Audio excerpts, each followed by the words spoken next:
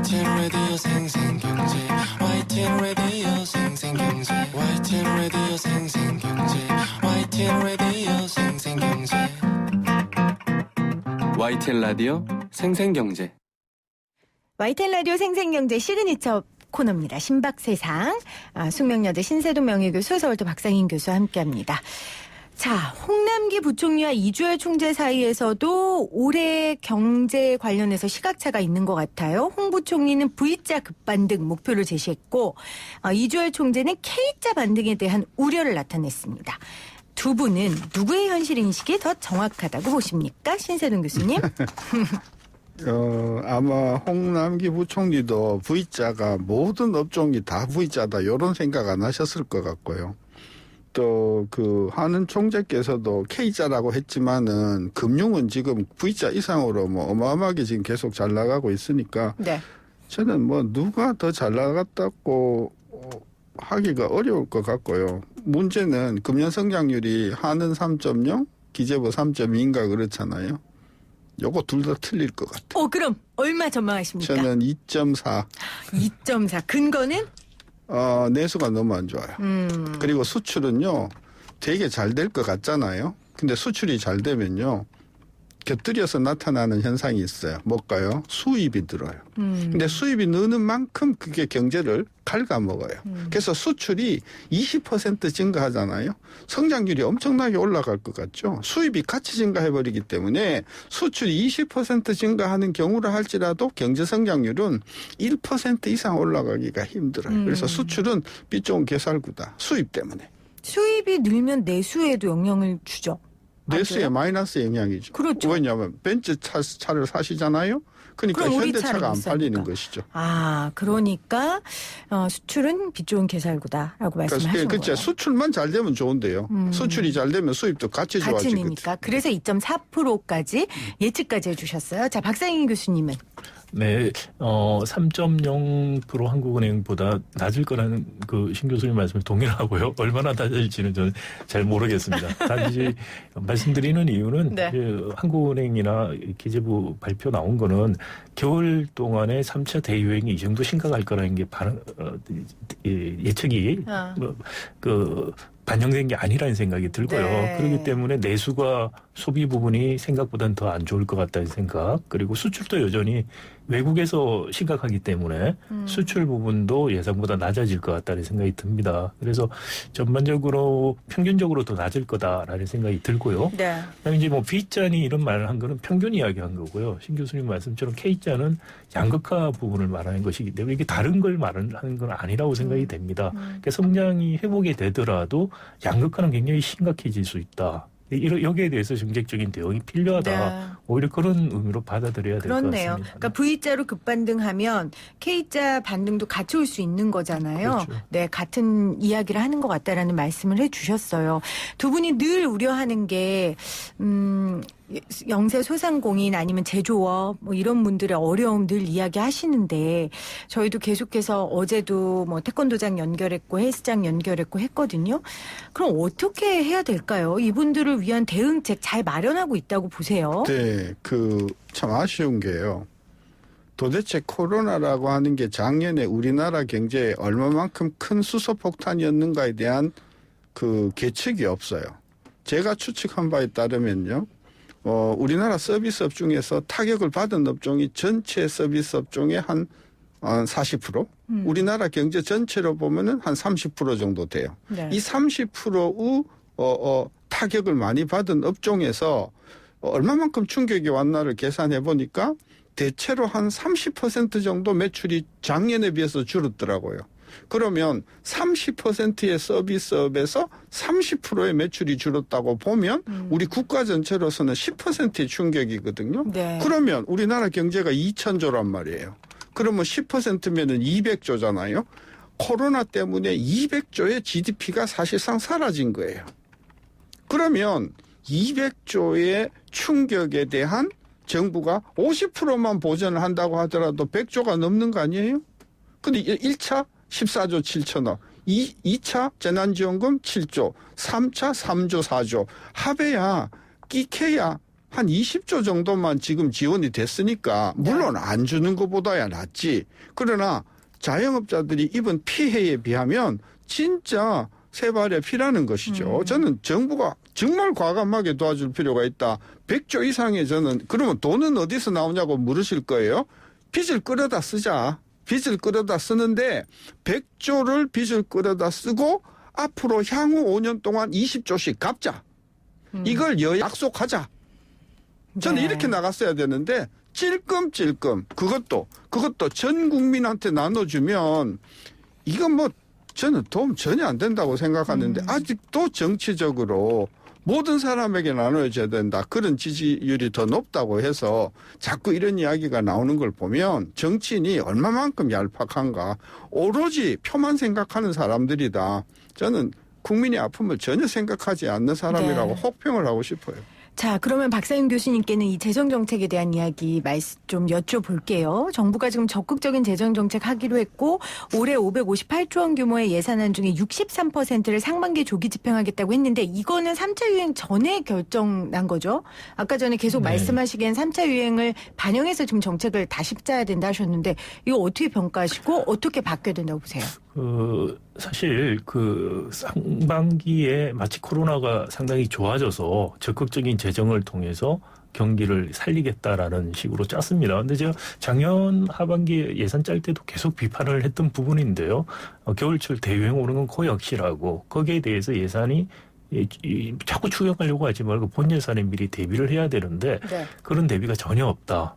잘못된 예측을 가지고서 잘못된 예산이다라는 생각이 들고요. 지금이라도 좀 빨리 예산 조정이 필요하다. 지금 상반기에 예를 들어서 한 3월까지 대유행이 이렇게 오고 하면은 지금 이야기한 식의 예산 집행을 신속하게 그렇게 하기도 어렵고요. 그다음에 더 중요한 것은 신 교수님 말씀을 하셨는데 피해를 입고 있는 자영업자, 특히 우리가 2단계, 2.5단계 올리면서 영업 제한을 하고 있지 않습니까? 거기에 대해서 사실 국가가 아무런 보상을 하고 있지 않아요. 뭐 일본만 하더라도 영업 제한하면 보상을 해주고 있고 네. 독일도 그렇게 했습니다. 많은 나라들이 어느 정도 보상을 해줬는데 지금까지 우리는 국민들 일방적인 희생을 강요한 것밖에 아니고 애국심으로 그걸 하라고만 했어요. 그리고 정부는 돈을 다 엉뚱한 데 쓰겠다고 그래요. SOC 사업하는데. 그러지 말고 지금이라도 지금 그러니까 생계가 어려워지시니까 지금 당장에 정책 수용성이 없어지지 않습니까? 그런 정책 수용성을 높이기 위해서라도 그러고 또 정말 정책을 도우기 위해서 희생이 된 거에 대해서 보상을 해주는 게 필요하다고 생각이 됩니다. 지원금이나 이름이 아니고 보상이 필요한 부분에 보상이 가고 거기에 지원이 필요한 부분에 지원이 가는 정책들이 필요하다. 그럴 수 있도록 예산이 지금 예산 편성은 끝났습니다마는 다시 재조정될 필요가 있다. 그래서 지금 SOC 사업을 상반기에 지금 집중해서 일자리 사업 같은 거 한다는 거 지금 상황에서 봐서 타이밍상 맞지가 않아요. 그렇기 때문에 빚을 일단 내는 거 필요하다면 내야 되겠죠. 근데 그것보다 지금 본 예산 자체도 너무나 문제가 많다라는 생각이 듭니다. 그 이야기 제가 작년에 하반기에 계속해서 했는데 전혀 반영이 안 되더라고요. 네. 오늘 홍남기 부총리도 이렇게 밝혔거든요. 전기 수소차 구매 지원 예산 1조 4천억 원으로 32% 확대한다. 그러니까 오늘 그 빅3 추진 회의가 있었거든요. 시스템 반도체, 미래차, 바이오에스. 그러니까 이런 정부의 태도가 물론 해야 되겠지만 지금 당장 먹고 살기 힘든 사람들한테는 너무 정책적 수용성이 없다라는 말씀이신 당연하죠. 거죠. 그래서 우리가 작년에 비판하기를 이 정부는 재벌 정부다. 전기차 누가 만드세요? 대한민국 세계적인 자동차 회사 그거 하지 말라는 게 아니라 그걸 하면 자기 돈으로 하라는 거예요. 왜 정부가 나서서 지금 굶어 죽는 사람이 수천 명, 수만 명이 지금 나타났는데 정부가 왜 거기다가 이게 생색도 나고요. 대기업을 대주면 생색도 나고 또 이렇게 좀 뻔지르르 하거든요. 네. 그러니까 보기에는 좋아요. 그런데 길거리 뒤에서는 수도 없는 우리 중소자영업자들이 빚에 허덕이고 장사가 안 되어서 문을 열어도 손님이 없고 아예 문도 못 열게 하고 이런 고통을 도대체 이 정부는 알기는 아는가 나는 정말 답답하기 짝이 없고요. 역대 제가 기억하는 정부 중에서 이렇게 서민들을 외면하는 정부는 전 본 적이 없다. 이렇게 혹평하고 싶어요. 또 코로나19라는 전대미문에 이제 재난이 있었으니까요. 전 국민이 어려움을 겪을 수밖에 없는 그 처음 가보는 길을 걷고 있기 때문에 이제 정부의 여러 가지 불확실성이나 어려움은 이해는 하지만 사실 저희가 방송을 통해서 여러 차례 지적한 부분들이 전혀 반영되지 않으니까 두 분이 답답한 마음을 좀 토로하시는 것 같아요. 8824님이 굶어보지 않은 사람들이 배고픈 서로 말까요 하셨고 1928님이 말기암 환자 낫게 하는 건 너무 힘들지만 암 예방을 위해 미리미리 검진하고 관리하면 돈이 훨씬 적게 들잖아요. 이러면서 교수님들 말씀 맞다고 이렇게 보내주셨어요. 그리고 2069님은 소띠에는 N자 반등이라고 생각합니다. 본인 주린이라고 새벽마다 유튜브 보면서 경제 공부한다고 이렇게 보내주셨어요. 1928님은 확실한 건 작년보다는 좋아질 거예요. 일단 삼성, LG, 현대 등 대기업은 작년부터 준비를 잘해서 크게 잘 나가고 있고요. 문제는 자영업자 분들입니다. 이렇게 보내주셨는데 그러니까 교수님 말씀이 그건 거 아니에요. 아니 기업들은 본인들이 알아서 잘 하니까 정부가 좀 그럴 수 없는 자영업자들 많이 도와줘라. 지금 이런 말씀을 하셨습니다. 자, YTN 라디오 생생경제 오늘 신박세상 함께하고 있는데요. 조금 주제를 달리 할게요. 왜냐하면 제가 박사님 교수님 SNS를 잘 보는데 이 주제 관련돼서 오늘 또 피를 토하셨길래 제가 관련된 이야기를 좀 해야 될 것 같아요. 저도 사실 관심 많이 갖고 있는 법이고요. 중대재해기업처벌법. 이거 먼저 우리 신세도 교수님 입장 먼저 들을게요. 교수님 이거 어떻게 평가하세요? 저는 중대재해 예방의 4분의 3이 규정이 돼야 되고 피해 처벌은 4분의 1이 돼야 된다. 즉 핵심은 예방에 중점을 또 둬야 된다. 그러면 예방을 하기 위해서 기업의 사이즈가 얼마가 되면 어떠한 기구를 만들고 어떠한 절차를 생기고 기업 사이즈가 작으면 거기에 맞춰서 필요한 예방 조치들을 하도록 하고 제일 마지막 제4장에 이래도 사고가 났을 경우에 책임은 최고 책임자가 지도록 하고 그 피해는 적절하게 피해자에게 보상이 되는 쪽으로 해야지 뭐 누구는 들어가고 말고 공무원은 넣고 빼고 금액은 10억으로 하냐 뭐 이렇게 이게 아주 지엽적인 문제에 너무 가다 보니까 저는 이런 중대재해 처벌법이라고 하면 차라리 안 만드는 게 낫다 그런 생각이에요. 박상인 교수님. 네, 사실 중대재해기업 처벌법이라고 되어 있지만은 재해기업 처벌을 하는 목적은 예방에 있습니다. 우리가 그렇죠. 징벌적 배상 도입하자고 이야기를 제가 여러 번 했는데 징벌 배상이라는 것도 기본적으로 영어로 퓨니티브 데미지인데요. 또 다른 이름은 익셈플러리 데미지입니다. 1벌 100개형 처벌이 배상을 한다는 건데요. 이 중대재해기업을 처벌한다는 이런 처벌법이지만은 진짜 목적은 처벌을 강하게 함으로 인해서 예방 억제한다는 거죠. 그럼요. 영국에서 이 법이 도입된 이후에 유산법이 도입된 이후에 실제로 법 처벌 받은 경우 많지가 않습니다. 왜냐하면은 그럼에도 불구하고 중대재해는 엄청나게 줄어들었어요. 억제하는 기능입니다. 미국에서 징벌배상을 처음에 도입했을 때 배상액이 크게 나갔어요. 그런데 몇 년이 지나면서 오히려 사례들이 줄어들고 있어요. 그래서 어떤 분들은 거꾸로 해석해서 별로 소용이 없다는 거고 이야기하시는데 그것이 아니고 제도가 작동이 되니까 억제해서 그런 나쁜 일들이 안 일어나는 겁니다. 우리가 지금 신 교수님 말씀하신 그런 기구들 만들고 하는 것들 여러 군데서 해봤어요. 근데 어떤 식으로 악용이 되냐면은 형식적으로 만들어서 처벌을 면제받는데 악용이 되고 있습니다. 자, 우리 버스라든지 기차 탔을 때 표 안 끊고 타면은 몇 배 벌금 받는지 아십니까? 30배를 받게 돼 있습니다. 30배. 그거 비례 원칙 안 맞다 이렇게 충분히 말할 수 있어요. 그런데 처벌 규정을 만든다 했을 때 이야기가 뭐냐면 억제하겠다고 했어요. 그렇죠. 그렇게 하면 안 할 것이다. 네, 그렇습니다. 그런 소비자라든지 또는 일반 시민들에 대해서는 억제한다고 해서 30배, 50배 처벌 규정을 만들고 작동이 되고 있어요. 근데 기업들한테는 유사하게 하자고 하니까 이것은 형법에 맞지 않는 비례 원칙에 맞지 않는 그런 형벌이다라는 이야기부터 시작을 해서 여러 가지 지금 반대를 하시는데 기본 취지는 억제를 하자는 것이고. 근데 일단 통과는 됐잖아요. 거기에 대해서도 비판하고 있잖아요. 그래서 억제를 근데 문제는 억제를 위해서 예를 들어서 도망갈 구멍이 없어야 돼요. 그런데 도망갈 구멍을 다 만들어줬어요. 예를 들어서 원청 사업자가 책임을 져야 된다고 했는데 원청 사업의 계약 방법에 따라서 빠져나갈 수 있게 해줬어요. 네. 그럼 빠져나가라는 거예요. 의미가 없어요. 5인 이하 뭐 처벌 안 하겠습니다. 자, 그러면 하는 말이 민주당에서 하는 말이 5인 이하도 원청은 책임지게 한다. 네.